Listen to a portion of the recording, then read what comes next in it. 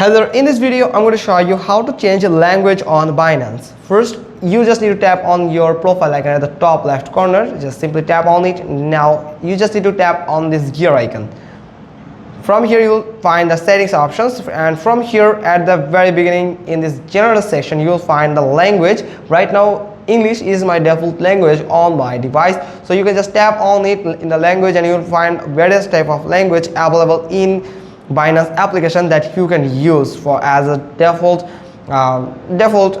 language on your app. For example, if you want to switch to like Italy, this French or this Spanish language, then you can just tap on this Spanish, and here you can see it has just changed the language of my application, my Binance application's default language from English to Spanish language. So that's how you can just simply change your language on your Binance application. Hope you got this. If so, then give us a thumbs up.